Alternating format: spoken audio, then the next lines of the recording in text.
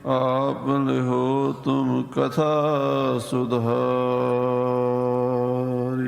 वाहिगुरु साहिब जी।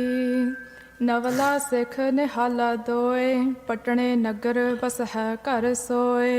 सच बोल है सच कार कमावै, साचे की संगत नित पावै। वाहिगुरु जी का खालसा वाहिगुरु जी की फतेह। गुरु की साजी नवाजी होई गुरु रूप साध संगत जी। सतगुਰਾਂ ਦੀ ਪਾਵਨ ਪਵਿੱਤਰ ਹਜ਼ੂਰੀ 'ਚ ਸੰਧਿਆ ਦੇ ਦੀਵਾਨ ਸਜੇ ਨੇ। ਸੋਧਾ ਰਾਜ ਸਾਹਿਬ ਜੀ ਦੇ ਪਾਠ ਉਪਰੰਤ ਆਰਤੀ ਦੇ ਕੀਰਤਨ ਸਰਵਣ ਕੀਤੇ ਹਨ। ਸਤਿਗੁਰੂ ਮਹਾਰਾਜ ਦੇ ਚਰਨਾਂ 'ਚ ਫਿਰ ਆਪਣੀ ਸੁਰਤੀ ਬਿਰਤੀ ਨੂੰ ਇਕਾਗਰ ਕਰੀਏ। ਮੇਰੀ ਪੀਰੀ ਦੇ ਮਾਲਕ ਛੇਵੇਂ ਪਾਤਸ਼ਾਹ ਗੁਰੂ ਹਰਗੋਬਿੰਦ ਸਾਹਿਬ ਜੀ ਦਲ ਭੰਜਨ ਗੁਰ ਸੂਰਮਾ ਬੜ ਜੋਧਾ ਵੋ ਪਰਉਪਕਾਰੀ ਸਤਿਗੁਰਾਂ ਦਾ ਇਤਿਹਾਸ ਚੱਲ ਰਿਹਾ ਹੈ। ਮਹਾਰਾਜ ਸਾਹਿਬ ਜੀ ਨੇ ਕਲਯੁਗੀ ਜੀਵਾਂ ਨੂੰ ਉਪਦੇਸ਼ ਦੇ ਕੇ ਭਵਸਾਗਰ ਤੋਂ ਤਾਰਿਆ ਹੈ। ਜਿਹੜੇ ਜਿਹੜੇ ਗੁਰੂ ਕੇ ਸਿੱਖ ਗੁਰੂ ਦੇ ਚਰਨਾਂ 'ਚ ਆਏ ਹਨ, ਜੋ ਜੋ ਉਹਨਾਂ ਨੇ ਪ੍ਰਸ਼ਨ ਕੀਤੇ ਹਨ, ਭਾਈ ਗੁਰਦਾਸ ਜੀ ਦੀ 11ਵੀਂ ਵਾਰ ਦਾ ਟੀਕਾ ਕਰਦਿਆਂ ਭਾਈ ਮਨੀ ਸਿੰਘ ਜੀ ਨੇ ਉਹ ਸਾਰੇ ਪ੍ਰਸੰਗ ਲਿਖੇ ਹਨ। ਭਾਈ ਮਨੀ ਸਿੰਘ ਜੀ ਦੀ ਉਸ ਪੋਥੀ ਦਾ ਹੀ ਅਨੁਵਾਦ ਸ੍ਰੀ ਗੁਰਪ੍ਰਤਾਪ ਸੂਰਜ ਗ੍ਰੰਥ ਵਿੱਚ ਮਹਾਕਵੀ ਭਾਈ ਸੰਤੋਖ ਸਿੰਘ ਸਾਹਿਬ ਜੀ ਕਰ ਰਹੇ ਨੇ। ਆਓ ਇਹ ਕਥਾ ਪ੍ਰੇਮ ਨਾਲ ਸਰਵਣ ਕਰੀਏ। ਧੰਨ ਗੁਰੂ ਹਰਗੋਬਿੰਦ ਸਾਹਿਬ, ਧੰਨ ਗੁਰੂ ਹਰਗੋਬਿੰਦ ਸਾਹਿਬ ਕਹਿੰਦਿਆਂ ਹੋਇਆਂ ਆਪਣੀ ਰਸਨਾ ਨੂੰ ਪਵਿੱਤਰ ਕਰੀਏ। ਆਖੀਏ ਸਤਿਨਾਮ ਸ੍ਰੀ ਵਾਹਿਗੁਰੂ ਸਾਹਿਬ ਜੀ, ਸਤਿਨਾਮ ਸ੍ਰੀ ਵਾਹਿਗੁਰੂ ਸਾਹਿਬ ਜੀ। ਨਵਲਾ ਸਿੱਖ ਨਿहाला ਦੋਏ। ਮਹਾਰਾਜ ਦੇ ਕੋਲ ਦੋ ਗੁਰਸਿੱਖ ਆਏ ਹਨ। ਇੱਕ ਦਾ ਨਾਮ ਭਾਈ ਨਵਲਾ ਹੈ, ਇੱਕ ਦਾ ਨਾਮ ਭਾਈ ਨਿਹਾਲਾ ਹੈ। ਹਾਂਜੀ। ਪਟਨੇ ਨਗਰ ਬਸ ਹੈ ਘਰ ਸੋਏ। ਇਹ ਪਟਨਾ ਸਾਹਿਬ ਦੇ ਰਹਿਣ ਵਾਲੇ ਹਨ।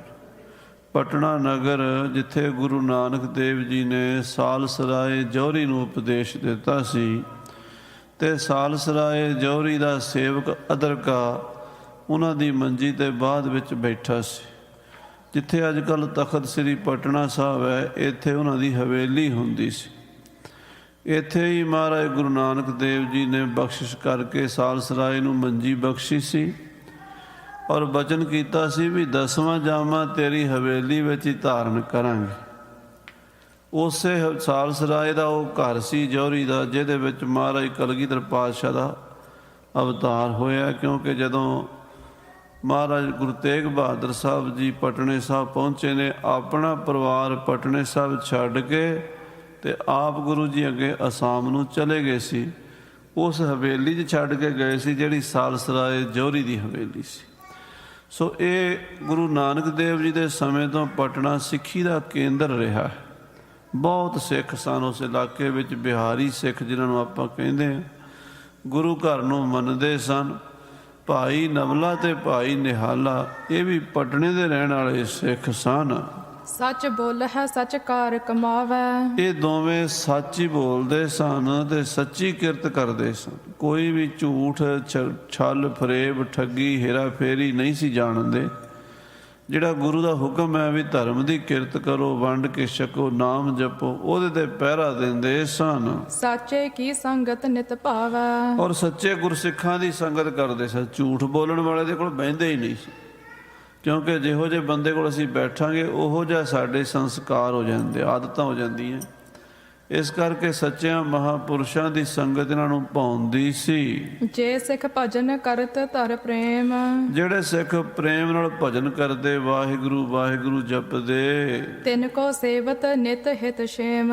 ਉਹਨਾਂ ਦੀ ਇਹ ਸੇਵਾ ਕਰਦੇ। ਭਾਈ ਨਵਲਾ ਨਿਹਾਲਾ ਧਰਮ ਦੀ ਕਿਰਤ ਕਰਦੇ ਤੇ ਗੁਰਸਿੱਖਾਂ ਦੀ ਸੇਵਾ ਕਰਦੇ ਹਨ। ਸ਼੍ਰੀ ਗੁਰ ਕੇ ਦਰਸ਼ਨ ਕੋ ਆਏ। ਭਾਈ ਨਿਵਲਾ ਭਾਈ ਨਿਹਾਲਾ ਪਟਨੇ ਸਾਹਿਬ ਤੋਂ ਚੱਲ ਕੇ ਅੰਮ੍ਰਿਤਸਰ ਆਏ। ਅੱਜ ਕੱਲ੍ਹ ਤਾਂ ਸਾਧ ਸੰਗਤ ਜੀ ਸਵੇਰੇ ਗੱਡੀ 'ਚ ਬੈਠੀਏ ਅਤੇ ਦੂਜੇ ਦਿਨ ਪੰਜਾਬ ਆ ਜਾਈਦਾ। ਅੰਮ੍ਰਿਤਸਰ ਤੋਂ ਚੱਲੀਏ ਅਤੇ 24 ਘੰਟਿਆਂ 'ਚ ਪਟਨਾ ਸਾਹਿਬ ਪਹੁੰਚ ਜਾਈਦਾ। ਉਹਨਾਂ ਦਿਨਾਂ ਦੇ ਵਿੱਚ ਪਟਨਾ ਸਾਹਿਬ ਜਾਣਾ ਬੜਾ ਔਖਾ ਸੀ, ਜਾਂ ਪਟਨੇ ਸਾਹਿਬ ਤੋਂ ਪੰਜਾਬ ਆਉਣਾ ਬੜਾ ਔਖਾ ਸੀ। ਧੰਨ ਸੀ ਉਹ ਗੁਰੂ ਕੇ ਸਿੱਖ ਜਿਹੜੇ ਗੁਰੂ ਨਾਲ ਇੰਨਾ ਪਿਆਰ ਕਰਦੇ ਸੀ ਵੀ ਪਟਨੇ ਸਾਹਿਬ ਤੋਂ ਚੱਲ ਕੇ ਅੰਮ੍ਰਿਤਸਰ ਆਏ ਹਨ। ਜਥਾ ਸ਼ਕਤ ਧਰ ਸੀਸ ਨਿਵਾਏ। ਗੁਰੂ ਸਾਹਿਬ ਦੇ ਚਰਨਾਂ 'ਚ ਆ ਕੇ ਇੰਨਾ ਲੰਮਾ ਸਫ਼ਰ ਕਰਕੇ ਪੈਦਲ ਆਏ ਤੇ ਗੁਰੂ ਮਹਾਰਾਜ ਛੇਵੇਂ ਪਾਤਸ਼ਾਹ ਦੇ ਚਰਨਾਂ 'ਚ ਭੇਟਾ ਰੱਖ ਕੇ ਮੱਥਾ ਟੇਕਿਆ। ਕਿਤਕ ਦਿਵਸ ਬਸ ਕਰ ਗੁਰ ਪਾਸ। ਕੁਝ ਦਿਨ ਗੁਰੂ ਜੀ ਦੇ ਕੋਲ ਹੀ ਸ੍ਰੀ ਅੰਮ੍ਰਿਤਸਰ ਰਹੇ ਹਨ। ਉੱਥੇ ਰਹਿ ਕੇ ਉਹਨਾਂ ਨੇ ਹੋਏ ਥਿਤ ਕਰਤ ਭਏ ਅਰਦਾਸ। ਗੁਰੂ ਮਹਾਰਾਜ ਦੇ ਚਰਨਾਂ 'ਚ ਅਰਦਾਸ ਕੀਤੀ, ਬੇਨਤੀ ਕੀਤੀ। ਗੁਰੂ ਗਰੀਬ ਨਿਵਾਜ ਮੁਕੰਦ। ਹੇ ਗੁਰੂ ਗਰੀਬ ਨਿਵਾਜ, ਹੇ ਮੁਕਤੀ ਦਾਤੇ, ਹੇ ਕਲਿਆਣਕਾਰੀ ਸਤਿਗੁਰੂ ਜੀ, ਦੇਹੋ ਐਸੋ ਉਪਦੇਸ਼ ਬਿਲੰਦ। ਸਾਨੂੰ ਐਸਾ ਉਪਦੇਸ਼ ਬਖਸ਼ੋ, ਐਸੀ ਸਿੱਖਿਆ ਦਿਓ ਜਿਸ ਕੇ ਕਰੇ ਸਰਬ ਕੁਛ ਹੋਈ। ਜਿਸ ਉਪਦੇਸ਼ ਨੂੰ ਕਮਾਉਣ ਨਾਲ ਸਾਰਾ ਕੁਝ ਹੀ ਹੋ ਜਾਵੇ, ਯਾਨੀ ਕੋਈ ਵੀ ਕੰਮ ਅਧੂਰਾ ਨਾ ਰਹੇ। ਭਗਤੀ ਦੇ ਜਿੰਨੇ ਵੀ ਪੱਖ ਨੇ, ਗਿਆਨ ਹੈ, ਯੋਗ ਹੈ, ਬੈਰਾਗ ਹੈ, ਸਾਰਾ ਕੁਝ ਪ੍ਰਾਪਤ ਹੋ ਜਾਵੇ।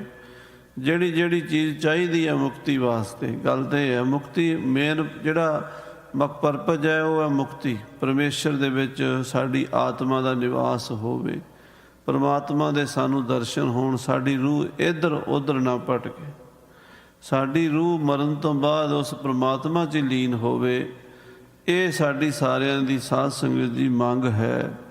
ਭਾਵੇਂ ਵਿੱਚ ਵਿਘਨ ਪੈਂਦੇ ਹਨ, ਉਹਨਾਂ ਵਿਘਨਾਂ ਨਾਲ ਜੂਝਦਿਆਂ ਹੋਇਆਂ ਫਿਰ ਉਸੇ ਨਿਸ਼ਾਨੇ 'ਤੇ ਆਪਣਾ ਧਿਆਨ ਰੱਖੀਏ ਤਾਂ ਕਿ ਵਾਹਿਗੁਰੂ ਸਾਨੂੰ ਆਪਣੇ ਚਰਨਾਂ ਵਿੱਚ ਨਿਵਾਸ ਬਖਸ਼ੇ।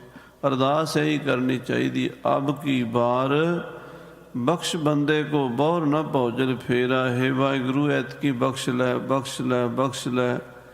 ਸਾਡੀ 84 ਘਟ ਦੇ ਮਾਲਕ ਤੂੰ ਸਮਰੱਥ ਹੈ। ਇਹੋ ਜਿਹੀਆਂ ਅਰਦਾਸਾਂ ਗੁਰੂ ਕੇ ਸਿੱਖ ਕਰਦੇ। ਤੋ ਭਾਈ ਨਿਵਲੇ ਤੇ ਨਿਹਾਲੇ ਨੇ ਬੇਨਤੀ ਕੀਤੀ, ਮਹਾਰਾਜ ਕੋਈ ਐਸਾ ਉਪਦੇਸ਼ ਦਿਓ ਜਿਹਨੂੰ ਕਮਾ ਕੇ ਭਵ ਸਾਗਰ ਤੋਂ ਤਰ ਜਾਈਏ। ਹਾਂਜੀ, ਬਾਹਰੋ ਕਰਤਬ ਰਹਿ ਨਾ ਕੋਈ। ਹੋਰ ਕੁਝ ਕਰਨਾ ਬਾਕੀ ਨਾ ਰਵੇ। ਇਹੋ ਜਿਹਾ ਕੋਈ ਕੰਮ ਦੱਸੋ ਜਿਸ ਨੂੰ ਕਰਕੇ ਹੋਰ ਕੋਈ ਕੰਮ ਕਰਨ ਦੀ ਲੋੜ ਨਾ ਪਵੇ। ਸ਼੍ਰੀ ਗੁਰ ਹਰਗੋਬਿੰਦ ਅਬਿਰਾਮੋ। ਸ੍ਰੀ ਗੁਰੂ ਹਰਗੋਬਿੰਦ ਸਾਹਿਬ ਸੁੰਦਰ ਸਰੂਪ ਸੱਚੇ ਪਾਤਸ਼ਾਹ ਜੀ ਮਹਾਰਾਜ ਕਹਿਓ ਉਪਾਸਹੁ ਨਿਤ ਸਤਨਾਮ। ਭਾਈ ਨਿਵਲੇ ਨਿਹਾਲੇ ਨੂੰ ਕਹਿਣ ਲੱਗੇ ਗੁਰਮੁਖੋ ਇੱਕੋ ਹੀ ਕੰਮ ਹੈ ਜਿਹੜਾ ਇਕੱਲਾ ਹੀ ਕਰ ਲਓ ਸਾਰੇ ਹੋ ਜਾਂਦੇ ਆ। ਉਹਨਾਂ ਕਿਹਾ ਮਹਾਰਾਜ ਉਹ ਕਿਹੜਾ? ਮਹਾਰਾਜ ਕਹਿੰਦੇ ਸਤਨਾਮ ਦੀ ਉਪਾਸਨਾ ਕਰਨੀ। ਸਤਨਾਮ ਸ੍ਰੀ ਵਾਹਿਗੁਰੂ ਵਾਹਿਗੁਰੂ ਵਾਹਿਗੁਰੂ ਸੱਚੇ ਦਾ ਸੱਚਾ ਨਾਮ ਹੈ। ਸੱਚਾ ਪਰਮੇਸ਼ਰ, ਸੱਚਾ ਹੀ ਉਹਦਾ ਨਾਮ। ਤੇ ਉਹ ਸੱਚੇ ਨਾਮ ਦੀ ਉਪਾਸਨਾ ਕਰੋ। ਵਾਹਿਗੁਰੂ ਵਾਹਿਗੁਰੂ ਵਾਹਿਗੁਰੂ ਵਾਹਿਗੁਰੂ ਜਪੀ ਜਾਓ। ਭਨਿਓ ਨਿਹਾਲੇ ਸੁਨ ਤਿਸ ਕਾਲ।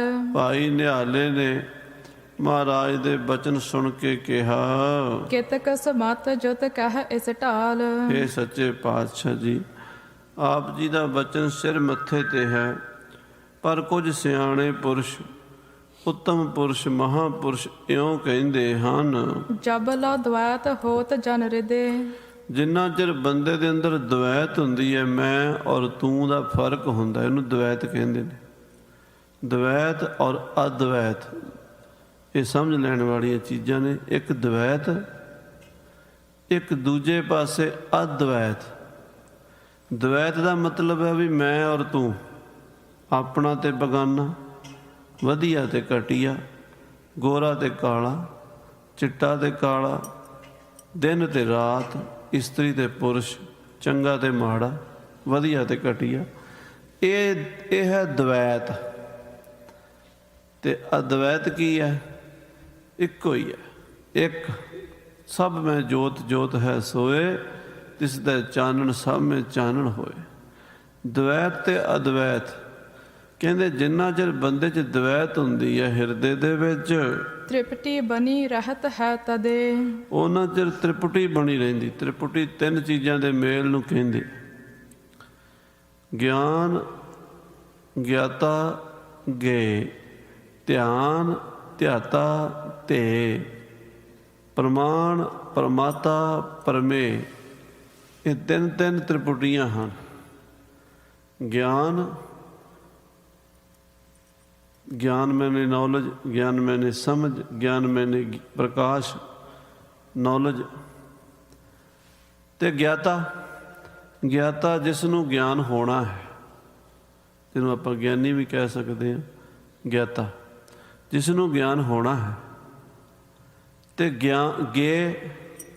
ਗੇ ਜਿਸ ਚੀਜ਼ ਦਾ ਗਿਆਨ ਹੋਣਾ ਹੈ, ਜਿਹੜੀ ਚੀਜ਼ ਦਾ ਗਿਆਨ ਹੋਣਾ ਹੈ ਉਸ ਨੂੰ ਗੇ ਪਦਾਰਥ ਕਹਿੰਦੇ ਹਨ, ਔਰ ਜਿਸ ਨੂੰ ਗਿਆਨ ਹੋਣਾ ਹੈ ਉਸ ਨੂੰ ਗਿਆਤਾ ਕਹਿੰਦੇ ਹਨ।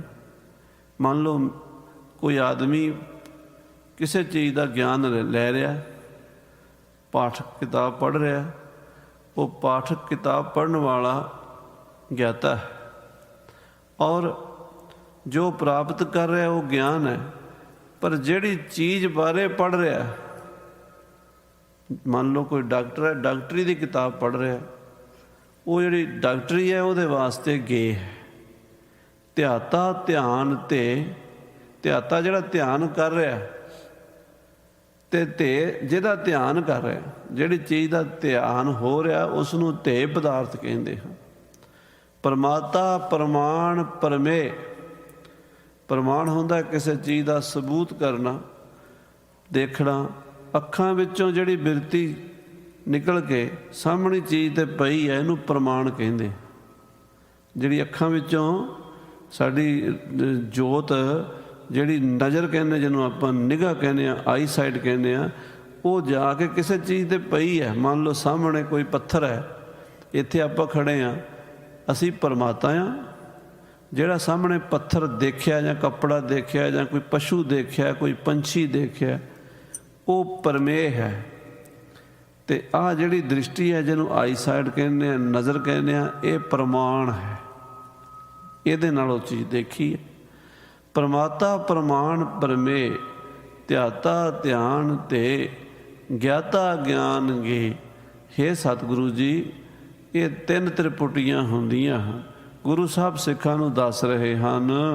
ਦੋਹਰਾ ਏਕ ਉਪਾਸ ਉਪਾਸਨਾ। ਇੱਕ ਤਾਂ ਹੈ ਉਪਾਸ਼ਕ, ਜਿਹੜਾ ਉਪਾਸਨਾ ਕਰ ਰਿਹਾ ਉਹਨੂੰ ਕਹਾਂਗੇ ਉਪਾਸ਼ਕ।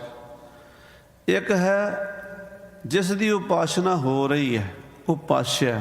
ਪਰਮਾਤਮਾ ਲਾ ਲਓ, ਗੁਰੂ ਲਾ ਲਓ, ਕੋਈ ਮਹਾਂਪੁਰਸ਼ ਲਾ ਲਓ। ਇੱਕ ਉਪਾਸ਼ਕ ਹੈ, ਇੱਕ ਜਿਸ ਦੀ ਉਪਾਸਨਾ ਹੋ ਰਹੀ ਹੈ ਉਹ ਹੈ, ਅਤੇ ਇੱਕ ਉਪਾਸਨਾ ਹੈ। ਇਹ ਤਿੰਨੇ ਉਪਾਸ਼ਕ, ਉਪਾਸਨਾ ਅਤੇ ਉਪਾਸਿਆ, ਤਿੰਨਾਂ ਦੀ ਤ੍ਰਿਪੁਟੀ ਹੈ।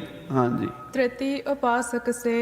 ਇੱਕ ਉਪਾਸ਼ਕ ਹੈ, ਇੱਕ ਉਪਾਸਨਾ ਹੈ, ਇੱਕ ਉਪਾਸਿਆ ਹੈ। ਹਾਂਜੀ। ਧਿਆਤਾ ਤੇ ਰੋ ਧਿਆਨ ਤਿਮ। ਇੱਕ ਧਿਆਤਾ ਹੈ, ਇੱਕ ਧਿਆਨ ਹੈ, ਇੱਕ ਤੇ ਹੈ। ਗਿਆਤਾ ਗਿਆਨ ਰੋ ਗੇ। ਗਿਆਤਾ ਗਿਆਨ ਔਰ ਗੇ, ਇਹ ਤਿੰਨ ਹਨ। ਚੌਪਈ ਜਬ ਪ੍ਰਾਪਤ ਅਦਵੈਤੀ ਹੋਏ। ਜਦੋਂ ਕਿਸੇ ਨੂੰ ਅਦਵੈਤ ਹੋ ਜਾਂਦਾ, ਇੱਕ ਹੀ ਅਨੁਭਵ ਹੋ ਜਾਂਦਾ ਹੈ, ਉਦੋਂ ਦਵੈਤ ਮਿਟ ਜਾਂਦੀ, ਦੂਜਾ ਕੋਈ ਰਹਿੰਦਾ ਨਹੀਂ। ਫਿਰ ਪ੍ਰਮਾਣ ਕਿਸ ਨੂੰ ਕਹੋਗੇ, ਪਰਮਾਤਾ ਕਿਸ ਨੂੰ ਕਹੋਗੇ, ਅਤੇ ਪਰਮੇਹ ਕਿਸ ਨੂੰ ਕਹੋਗੇ। ਥੋੜ੍ਹਾ ਜਿਹਾ ਬਰੀਕ ਵਿਸ਼ਾ ਹੈ, ਕਿਉਂਕਿ ਕਦੀ ਇਸ ਵਿਸ਼ੇ ਨਾਲ ਅਸੀਂ ਟੱਚ ਨਹੀਂ ਹੁੰਦੇ ਨਾ। ਇਹ ਕਈ ਵਾਰੀ ਕਥਾ ਦੇ ਵਿੱਚ ਇੱਕ ਵਾਰੀ ਨਹੀਂ ਸੁਣ ਕੇ ਸਮਝ ਆਣੀ। ਇਹੋ ਜਿਹੀ ਕਥਾ ਵਾਰ-ਵਾਰ ਸੁਣਾਂਗੇ ਨਾ, ਗੁਰਬਾਣੀ ਸ੍ਰੀ ਗੁਰੂ ਗ੍ਰੰਥ ਸਾਹਿਬ ਦੇ ਵਿੱਚ ਇਹ ਚੀਜ਼ਾਂ ਸਮਝ ਆਉਣਗੀਆਂ। ਪਰ ਅਸੀਂ ਥੋੜ੍ਹਾ ਧਿਆਨ ਦਿਆਂਗੇ, ਮਹਾਰਾਜ ਕਿਰਪਾ ਕਰਨਗੇ।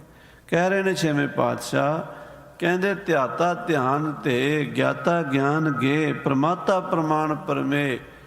ਇਹ ਉਹਨਾਂ ਚਿਰ ਹਨ ਜਿੰਨਾ ਚਿਰ ਮੈਂ ਤੇ ਤੂੰ ਦਾ ਫਰਕ ਹੈ। ਜਦੋਂ ਤੋਈ ਮੋਈ ਮੋਈ ਤੋਈ ਅੰਤਰ ਕੈਸਾ, ਕਨਕ ਕਟਕ ਜਲ ਤਰੰਗ ਜੈਸਾ।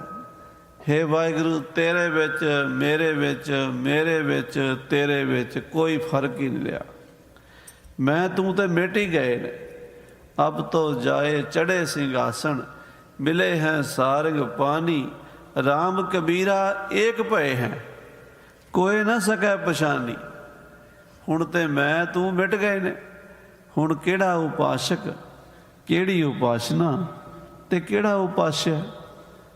ਉਪਾਸ਼ਕ ਤੇ ਉਪਾਸਿਆ ਇੱਕੋ ਹੋ ਜਾਂਦੇ ਨੇ। ਉਪਾਸਨਾ ਦਾ ਵੀ ਫਿਰ ਪਤਾ ਨਹੀਂ ਚੱਲਦਾ। ਐਸੀ ਅਦਵੈਤ ਜੋਤ ਰੂਪ ਇੱਕ ਰੂਪ ਹੋ ਜਾਣ ਦੀ ਅਵਸਥਾ ਹੈ। ਉਹਦੇ ਲਈ ਆਪਾਂ ਰੋਜ਼ ਪੜ੍ਹਦੇ ਹਾਂ, ਜਿਉਂ ਜਲ ਮੈਂ ਜਲ ਆਏ ਖਟਾਨਾ, ਤਿਉ ਜੋਤੀ ਸੰਗ ਜੋਤ ਸਮਾਨਾ, ਮਿਟ ਗਏ ਗਵਨ ਪਾਏ ਬਿਸਰਾਮ, ਨਾਨਕ ਪ੍ਰਭ ਕੈ ਸਦ ਕੁਰਬਾਨ। ਇੱਕ ਰੂਪ ਹੋ ਜੇ ਜਦੋਂ ਅਦਵੈਤ ਗਿਆਨ ਹੁੰਦਾ ਹੈ, ਤਹ ਤੀਨਹੁ ਕੋ ਬਨਨ ਨ ਜੋਏ। ਉੱਥੇ ਫਿਰ ਤਿੰਨੇ ਨਹੀਂ ਹੁੰਦੀਆਂ। ਉਪਾਸ਼ਕ, ਉਪਾਸਨਾ ਤੇ ਉਪਾਸਿਆ ਦਾ ਭੇਦ ਮਿਟ ਜਾਂਦਾ ਹੈ, ਭੇਦ ਹੋ ਜਾਂਦੇ ਹਨ। ਪਾਰ ਬ੍ਰਹਮ ਕੋ ਬਨਹਿ ਸਰੂਪ। ਉਸ ਵੇਲੇ ਭਗਤ ਭਗਵਾਨ ਦਾ ਰੂਪ ਬਣ ਜਾਂਦਾ ਹੈ, ਪਾਰ ਬ੍ਰਹਮ ਦਾ ਹੀ ਰੂਪ ਬਣ ਜਾਂਦਾ ਹੈ। ਉਹ ਭਗਵਾਨ ਤੇ ਭਗਤ ਵਿੱਚ ਫਿਰ ਫਰਕ ਨਹੀਂ ਰਹਿੰਦਾ। ਹਾਂਜੀ, ਜਿਮ ਸਾਗਰ ਹੋਏ ਬੂੰਦ ਅਨੂਪ। ਜਿਵੇਂ ਸਾਗਰ ਬੂੰਦ ਵਿੱਚ ਇੱਕ ਮਿਕ ਹੋ ਜਾਂਦੇ, ਸਾਗਰ ਤੇ ਬੂੰਦ ਰਲ ਕੇ ਸਾਗਰ ਰੂਪ ਹੀ ਹੋ ਜਾਂਦਾ ਹੈ। ਤੋ ਭਗਤ ਉਸ ਵੇਲੇ ਭਗਵਾਨ ਦਾ ਹੀ ਰੂਪ ਹੋ ਜਾਂਦਾ ਹੈ। ਨਾਮੀ ਨਾਮ ਨ ਜਾਪਕ ਜਬੈ। ਉਸ ਵੇਲੇ ਨਾਮੀ ਤੇ ਨਾਮ ਦਾ ਭੇਦ ਮਿਟ ਜਾਂਦਾ। ਯਾਨੀ ਨਾਮੀ ਪਰਮਾਤਮਾ ਮੰਨ ਲਓ ਤੇ ਉਹਦਾ ਨਾਮ ਵਾਹਿਗੁਰੂ, ਤੇ ਉਹਨੂੰ ਜਪਣ ਵਾਲਾ ਜਾਪਕ ਮੰਨ ਲਓ। ਆਪਾਂ ਭਗਤ ਜਾਪਕ ਵਾਹਿਗੁਰੂ ਵਾਹਿਗੁਰੂ ਵਾਹਿਗੁਰੂ ਵਾਹਿਗੁਰੂ ਵਾਹਿਗੁਰੂ ਵਾਹਿਗੁਰੂ ਜਪ ਰਹੇ, ਜਾਪਕ ਜਪ ਕਰਨ ਵਾਲੇ ਨੂੰ ਜਾਪਕ ਕਹਿੰਦੇ ਨੇ। ਜਿਹਦਾ ਅਸੀਂ ਜਪ ਰਹੇ ਹਾਂ ਨਾਮ, ਉਹ ਹੈ ਨਾਮੀ, ਤੇ ਵਾਹਿਗੁਰੂ ਹੈ ਉਹਦਾ ਨਾਮ। ਕਹਿੰਦੇ ਜਦੋਂ ਉਹ ਅਵਸਥਾ ਹੁੰਦੀ ਹੈ ਨਾ, ਉਹਦੇ ਵਿੱਚ ਜਪਣ ਵਾਲਾ ਤੇ ਜਿਸ ਦਾ ਜਾਪ ਕਰ ਰਹੇ ਹਾਂ ਤੇ ਜਿਸ ਦਾ ਨਾਮ ਜਪ ਰਹੇ, ਤਿੰਨੇ ਇੱਕ ਹੋ ਜਾਂਦੇ ਨੇ, ਤਿੰਨ ਨਹੀਂ ਰਹਿੰਦੇ। ਹਾਂਜੀ, ਆਪਨ ਸਰੂਪ ਸਰਬ ਲਖ ਤਬੈ। ਵਾਹਿਗੁਰੂ ਵਾਹਿਗੁਰੂ ਵਾਹਿਗੁਰੂ ਵਾਹਿਗੁਰੂ ਕਰਦੇ ਆਪਣੀ ਆਤਮਾ ਵਿੱਚ ਪਰਮਾਤਮਾ ਨੂੰ ਦੇਖ ਲੈਂਦੇ ਹਨ। ਸ਼੍ਰੀ ਗੁਰ ਸੁਨ ਕੈ ਬਹਰ ਉਚਾਰਾ। ਇਸ ਗੁਰੂ ਸਾਹਿਬ 6ਵੇਂ ਪਾਤਸ਼ਾਹ ਨੂੰ ਸਿੱਖਾਂ ਨੇ ਸਵਾਲ ਪੁੱਛਿਆ ਸੀ ਤੇ ਮਹਾਰਾਜ ਦੱਸਦੇ ਹਨ, ਭਗਤ ਹੋਤ ਹੈ ਚਾਰ ਪ੍ਰਕਾਰ। ਮਹਾਰਾਜ ਕਹਿੰਦੇ ਜੀ 4 ਪ੍ਰਕਾਰ ਦੇ ਭਗਤ ਹੁੰਦੇ ਹਨ। ਭਗਤ ਜਿਹੜੇ ਭਗਤੀ ਕਰਨ ਵਾਲੇ ਨੇ, ਇਹ 4 ਕਿਸਮ ਦੇ ਹੁੰਦੇ ਹਨ। ਹਾਂਜੀ, ਬ੍ਰਿੰਦ ਕਾਮਨਾ ਕਰ ਕਰ ਮਨ ਮੈਂ। ਇੱਕ ਉਹ ਭਗਤ ਹੁੰਦੇ ਨੇ ਜਿਨ੍ਹਾਂ ਨੂੰ ਅਰਥੀ ਭਗਤ ਕਹਿੰਦੇ ਨੇ। ਲੋੜਵੰਦ, ਕਾਮਨਾ ਕੀਤੀ ਮਨ ਵਿੱਚ ਕਿ ਮਹਾਰਾਜ ਮੇਰੇ ਕਾਕੇ ਦੀ ਕੁੜਮਾਈ ਹੋ ਜੇ ਤੇ ਮੈਂ ਭਗਤੀ ਕਰਾਂ। ਮਹਾਰਾਜ ਸਾਡੇ ਬੱਚਿਆਂ ਨੂੰ ਪੜ੍ਹਾਈ ਲਿਖਾਈ ਵਿੱਚ ਕਾਮਯਾਬੀ ਮਿਲ ਜਾਏ, ਮੈਂ ਤੁਹਾਡੀ ਬਾਣੀ ਪੜ੍ਹਾਂ। ਮਹਾਰਾਜ ਸਾਡਾ ਕਾਰੋਬਾਰ ਠੀਕ ਚੱਲੇ, ਦੁਕਾਨ ਠੀਕ ਚੱਲੇ, ਨੌਕਰੀ ਵਧੀਆ ਮਿਲ ਜਾਵੇ। ਇਸ ਤਰ੍ਹਾਂ ਸੋਚ ਕੇ ਜੋ ਭਗਤੀ ਕਰਦੇ ਹਨ, ਉਹਨਾਂ ਨੂੰ ਅਰਥੀ ਭਗਤ ਕਹਿੰਦੇ। ਅਰਥੀ ਮੇਰੇ ਲੋੜਵੰਦ। ਅਰਥੀ ਦਾ ਅਰਥ ਹੁੰਦਾ ਲੋੜਵੰਦ, ਜਿਹਨੂੰ ਕੋਈ ਲੋੜ ਹੈ ਕਿਸੇ ਚੀਜ਼ ਦੀ ਵੀ, ਦੁਨਿਆਵੀ ਚੀਜ਼ਾਂ ਦੀ। ਆਪਾਂ ਵੀ ਗੁਰਦੁਆਰਿਆਂ ਵਿੱਚ ਜ਼ਿਆਦਾਤਰ ਦੇਖਦੇ ਹਾਂ ਵੀ ਮੇਰੇ ਵਰਗੇ ਇਹੀ ਅਰਦਾਸ ਕਰਨ ਆਉਂਦੇ ਸਾਡੀਆਂ ਕਾਮਨਾਵਾਂ ਪੂਰੀਆਂ ਹੋਣ। ਉਹ ਵੀ ਠੀਕ ਨੇ, ਮਾੜੀ ਗੱਲ ਨਹੀਂ, ਕਿਉਂਕਿ ਕੁਛ ਨਾ ਕੋਈ ਸ਼ਰਧਾ ਤਾਂ ਹੈ ਨਾ ਵੀ ਗੁਰੂ ਦੇਵੇਗਾ। ਨਾਸਤਕ ਤਾਂ ਨਹੀਂ ਹਨ, ਵਿਸ਼ਵਾਸ ਤਾਂ ਹੈ ਨਾ, ਤਾਂ ਹੀ ਗੁਰਦੁਆਰੇ ਆਉਂਦੇ ਆ। ਇਸ ਕਰਕੇ ਪਹਿਲੇ ਹਨ ਅਰਥੀ ਭਗਤ, ਜਿਹੜੇ ਭਗਤੀ ਤਾਂ ਕਰਦੇ ਹਨ ਪਰ ਕਾਮਨਾ ਲੈ ਕੇ ਵੀ ਸਾਡੀ ਆਹ ਕਾਮਨਾ ਪੂਰੀ ਹੋਵੇ। ਹਾਂਜੀ, ਸਤਨਾਮ ਨਾਮ ਸਿਮਰਤ ਨਿਸ ਦਿਨ ਮੈਂ। ਉਹ ਸਤਨਾਮ ਵਾਹਿਗੁਰੂ ਦਿਨ ਰਾਤ ਜਪਦੇ, ਬਾਣੀ ਪੜ੍ਹਦੇ। ਮੈਂ ਕਈ ਵਾਰੀ ਦੇਖਿਆ ਵੀ ਇੱਦਾਂ ਵੀ ਕਈ ਭਗਤ ਬਣ ਗਏ, ਬਹੁਤ ਬਣ ਗਏ ਵੀ ਭਾਈ ਤੁਸੀਂ ਜਪਜੀ ਸਾਹਿਬ ਦਾ ਪਾਠ ਕਰੋ, ਤੁਹਾਡਾ ਇਹ ਕਾਰਜ ਰਾਸ ਹੋ ਜਾਏਗਾ। ਉਹ ਪਾਠ ਕਰਨ ਲੱਗ ਪਏ, ਕਾਰਜ ਵੀ ਰਾਸ ਹੋ ਗਿਆ, ਬਾਣੀ ਨਾਲ ਵੀ ਜੁੜ ਗਏ, ਨਾਮ ਜਪਣ ਲਾਲਚ ਨਾਲ ਜੁੜੇ। ਉਹਨਾਂ ਨੂੰ ਅਰਥੀ ਭਗਤ ਕਹਿੰਦੇ। ਬਿਲਕੁਲ ਉਹਨਾਂ ਨੂੰ ਕੰਡੈਮ ਨਹੀਂ ਕਰਨਾ ਚਾਹੀਦਾ। ਜੇ ਆਪਾਂ ਕਹੀਏ ਨਹੀਂ ਨਹੀਂ ਇਹ ਤਾਂ ਗਲਤ ਹੈ ਜੀ, ਇੱਛਾ ਲੈ ਕੇ ਭਗਤੀ ਕਰਦੇ ਨੇ, ਇਹਨਾਂ ਨੂੰ ਗੁਰਦੁਆਰਿਓਂ ਕੱਢ ਦਿਓ, ਇਹ ਥੋੜ੍ਹਾ ਸਿਆਣਪ ਹੈ। ਨਾਸਤਕਾਂ ਨਾਲੋਂ ਚੰਗੇ ਨੇ। ਕਿਉਂ? ਉਹਨਾਂ ਦੇ ਅੰਦਰ ਵਿਸ਼ਵਾਸ ਤਾਂ ਹੈ ਵੀ ਗੁਰੂ ਸਾਡੀ ਅਰਦਾਸ ਸੁਣਦਾ, ਤੇ ਸੁਣਦਾ ਵੀ ਹੈ, ਤੇ ਉਹਦੇ ਕੰਮ ਵੀ ਪੂਰੇ ਹੁੰਦੇ ਨੇ। ਜੋ ਮੰਗੈ ਠਾਕੁਰ ਆਪਣੇ ਤੇ, ਸੋਈ ਸੋਈ ਦੇਵੈ, ਨਾਨਕ ਦਾਸ ਮੁਖ ਤੇ ਜੋ ਬੋਲੈ, ਇਹਾਂ ਉਹਾਂ ਸੱਚ ਹੋਵੇ। ਇਹ ਵੀ ਤਾਂ ਗੁਰਬਾਣੀ 'ਚ ਲਿਖਿਆ ਵੀ ਜੋ ਮੰਗਾਂਗੇ ਉਹ ਮਿਲੇਗਾ।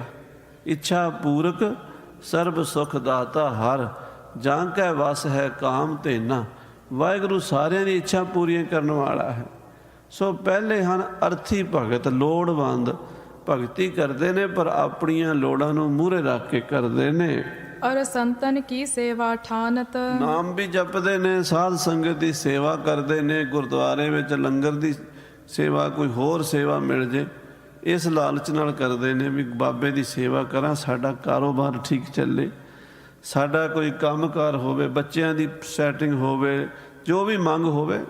ਕੋਈ ਕਹਿੰਦਾ ਵੀ ਮੈਨੂੰ ਆਹ ਚੀਜ਼ ਮਿਲ ਜੇ, ਕੋਈ ਕਹਿੰਦਾ ਮੈਨੂੰ ਆਹ ਚੀਜ਼ ਮਿਲ ਜੇ। ਉਹ ਆਪਣੀਆਂ ਮੰਗਾਂ ਲੈ ਕੇ ਸੇਵਾ ਕਰਦੇ ਨੇ। ਕਹੇ ਬਚਨ ਸੰਤਨ ਕੇ ਮਾਨਤ, ਸਾਧੂਆਂ ਮਹਾਂਪੁਰਸ਼ਾਂ ਸੰਤਾਂ ਦੇ ਬਚਨ ਮੰਨ ਲੈਂਦੇ। ਉਹਨਾਂ ਨੂੰ ਲੋੜ ਹੁੰਦੀ ਹੈ ਵੀ ਜੇ ਅਸੀਂ ਬਚਨ ਨਹੀਂ ਮੰਨਿਆ ਸੰਤਾਂ ਦਾ ਤੇ ਸ਼ਾਇਦ ਸਾਡਾ ਕੰਮ ਨਾ ਬਣੇ।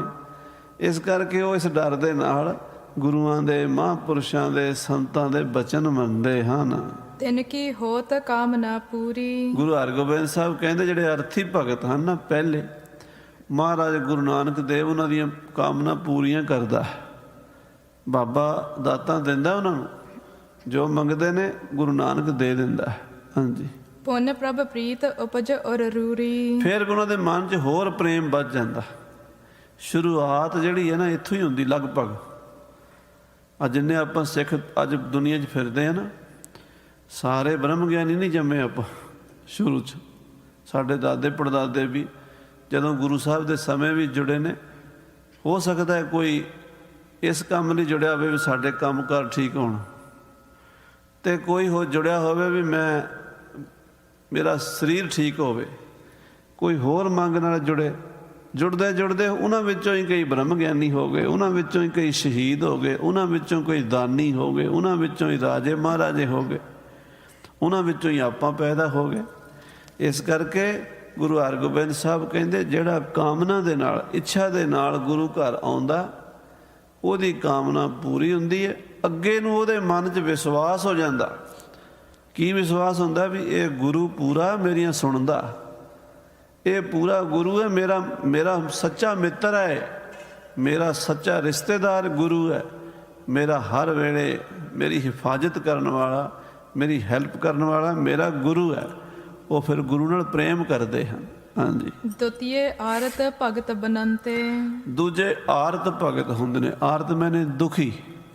ਪਹਿਲੇ ਸੀਗੇ ਲੋੜਵੰਦ, ਦੂਜੇ ਹਨ ਦੁਖੀ। ਕਿਸੇ ਦੁੱਖ ਤੋਂ ਪਰੇਸ਼ਾਨ ਹੋ ਕੇ ਗੁਰੂ ਘਰ ਆਉਂਦੇ ਨੇ ਵੀ ਬਾਬਾ ਸਾਡੇ ਦੁੱਖ ਦੂਰ ਕਰ ਦੇਵੇ।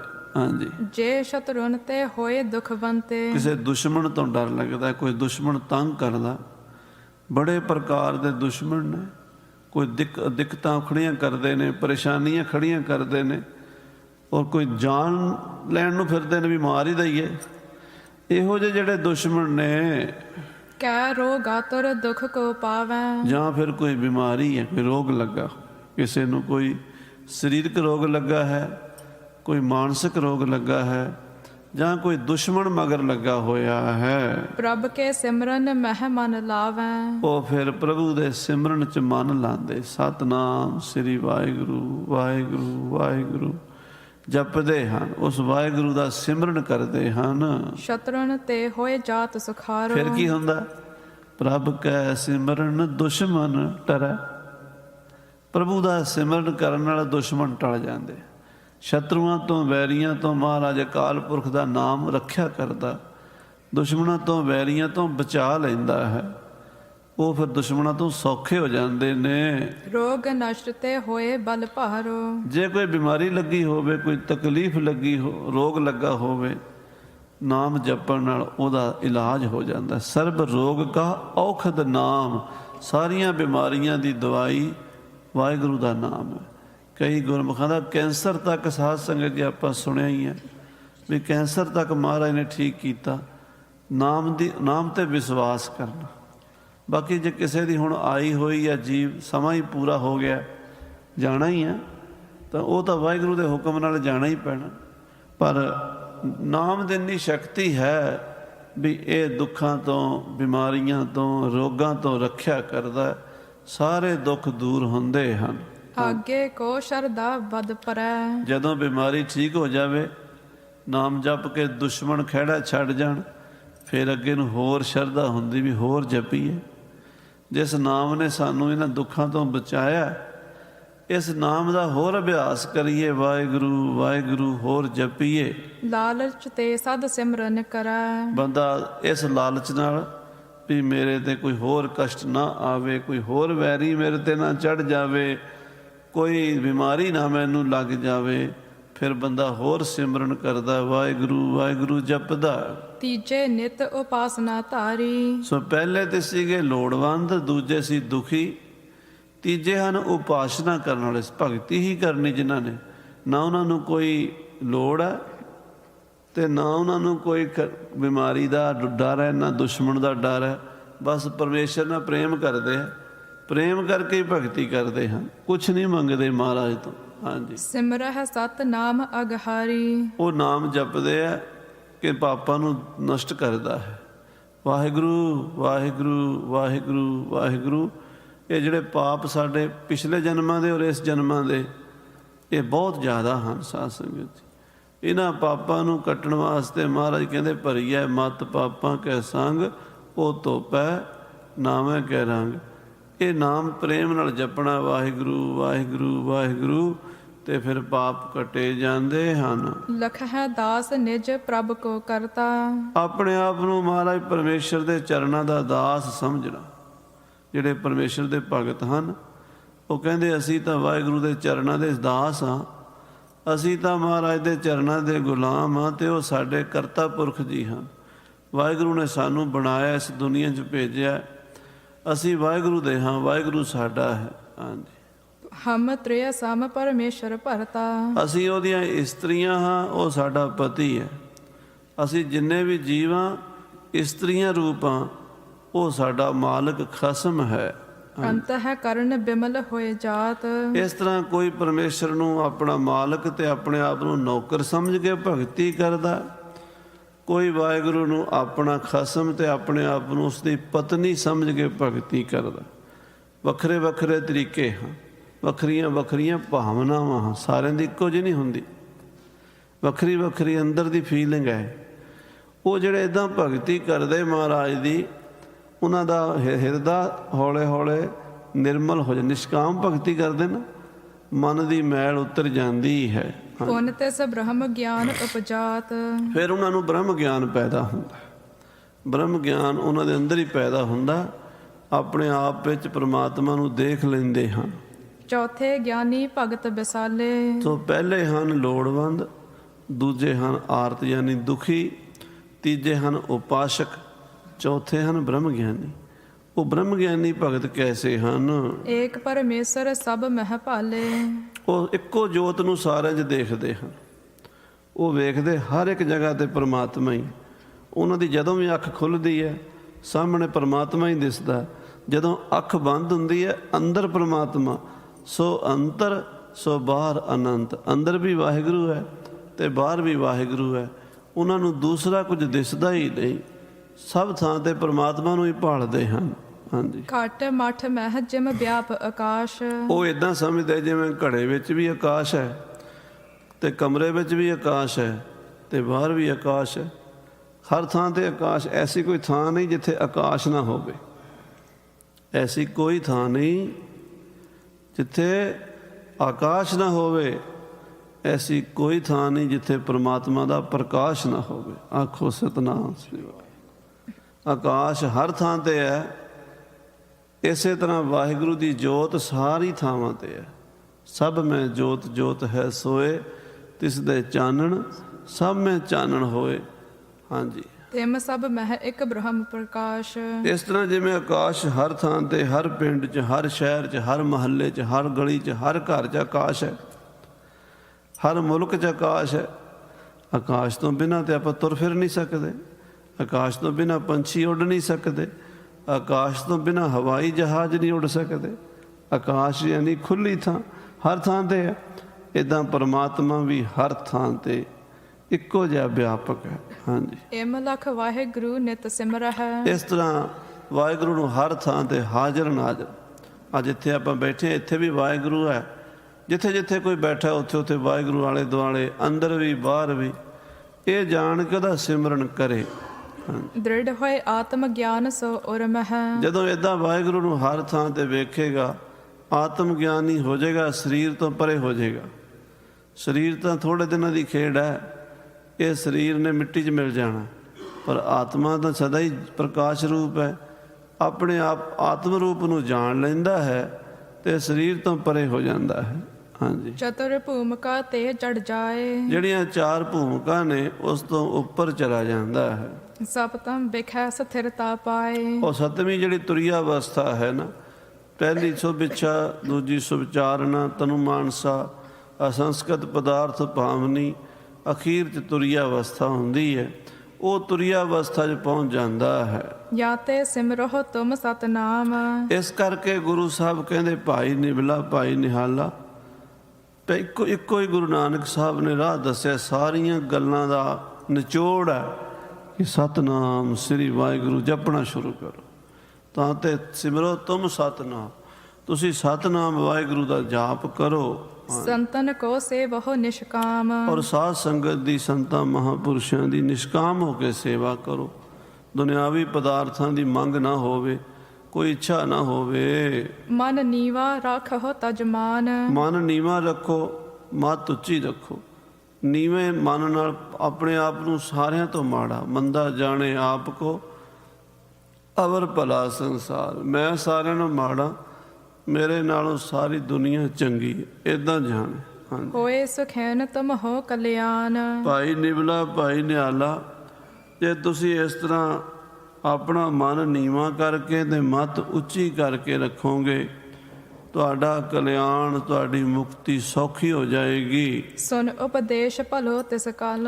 ਭਾਈ ਨਿਵਲਾ ਜੀ, ਭਾਈ ਨਿਹਾਲਾ ਜੀ, ਗੁਰੂ ਸਾਹਿਬ ਜੀ ਦਾ ਇਹ ਉਪਦੇਸ਼, ਇਹ ਭਲਾ ਉਪਦੇਸ਼ ਸੁਣ ਕਰਕੇ ਗੁਰਮੁਖ ਭੇ ਨਵਲਾ ਰੋ ਨਿਹਾਲਾ। ਭਾਈ ਨਿਵਲਾ ਤੇ ਭਾਈ ਨਿਹਾਲਾ ਗੁਰਸਿੱਖ ਹੋਏ, ਗੁਰਮੁਖ ਹੋਏ। ਪਟਨੇ ਸਾਹਿਬ ਵਿੱਚ ਇਹਨਾਂ ਨੇ ਬਹੁਤ ਸੇਵਾ ਕੀਤੀ, ਪ੍ਰਚਾਰ ਕੀਤਾ। ਹੋਰ ਵੀ ਬੜੇ ਬੜੇ ਗੁਰਸਿੱਖ ਪਟਨੇ 'ਚ ਹੋਏ ਹਨ। ਭਾਈ ਬੱਠਾ ਤੇ ਭਾਈ ਜੈਤ ਸੇਠ, ਹੋਰ ਬਹੁਤ ਸਿੱਖ ਇਸ ਸ਼ਹਿਰ ਵਿੱਚ। ਮਹਾਰਾਜ ਸਾਹਿਬ ਜੀ, ਗੁਰੂ ਕਲਗੀਧਰ ਜੀ 5 ਸਾਲ ਦੀ ਉਮਰ ਤੱਕ ਉੱਥੇ ਹੀ ਅਵਤਾਰ ਧਾਰ ਕੇ ਬਾਲ ਲੀਲਾ ਕੀਤੀ ਹੈ। ਸੋ ਪਟਨੇ ਦੀ ਧਰਤੀ ਨੂੰ ਗੁਰੂ ਨਾਨਕ ਦੇਵ ਜੀ ਦੇ ਸਮੇਂ ਤੋਂ ਸਿੱਖੀ ਦੀ ਦਾਤ ਮਿਲ ਗਈ ਤੇ ਪਟਨਾ ਸਿੱਖੀ ਦਾ ਗੜ੍ਹ ਬਣ ਗਿਆ। ਇਸੇ ਕਰਕੇ ਗੁਰੂ ਗੋਬਿੰਦ ਸਿੰਘ, ਗੁਰੂ ਤੇਗ ਬਹਾਦਰ ਸਾਹਿਬ ਦਾ ਹੁਕਮਨਾਮਾ ਪਟਨੇ ਸਾਹਿਬ ਪਿਆ। ਉਹ 'ਚ ਲਿਖਿਆ, ਪਟਨਾ ਗੁਰੂ ਦਾ ਘਰ ਹੈ, ਪਟਨਾ ਗੁਰੂ ਦਾ ਘਰ ਹੈ। ਇਹ ਗੁਰੂ ਤੇਗ ਬਹਾਦਰ ਸਾਹਿਬ ਨੇ ਲਿਖ ਕੇ ਭੇਜਿਆ ਹੋਇਆ। ਉੱਥੇ ਮਹਾਰਾਜ 10ਵੇਂ ਪਾਤਸ਼ਾਹ ਦਾ ਅਵਤਾਰ ਹੁੰਦਾ, ਉੱਥੇ ਹੀ ਗੁਰੂ ਸਾਹਿਬ ਬਾਲ ਲੀਲਾ ਕਰਦੇ ਹੈ। ਉਹ ਤਖਤ ਹੈ ਸ੍ਰੀ ਹਰਿਮੰਦਰ ਜੀ ਪਟਨਾ। ਸੋ ਸਾਧ ਸੰਗਤ ਜੀ, ਉੱਥੇ ਇਹ ਭਾਈ ਨਿਵਲਾ ਤੇ ਭਾਈ ਨਿਹਾਲਾ ਗੁਰੂ ਕੇ 2 ਸਿੱਖ ਹੋਏ ਹਨ, ਜਿਨ੍ਹਾਂ ਨੇ ਸਿੱਖੀ ਕਮਾਈ। ਇਸ ਤੋਂ ਅੱਗੇ ਹੋਰ ਗੁਰਸਿੱਖਾਂ ਦੇ ਪ੍ਰਸੰਗ ਹਨ, ਉਹ ਫਿਰ ਵਿਸਥਾਰ ਨਾਲ ਕੱਲ੍ਹ ਨੂੰ ਆਪਾਂ ਸਰਵਣ ਕਰਾਂਗੇ। ਸਮੇਂ ਦੇ ਲਿਹਾਜ਼ ਨਾਲ ਸਮਾਪਤੀ ਹੈ। ਹੇ ਗੋਬਿੰਦ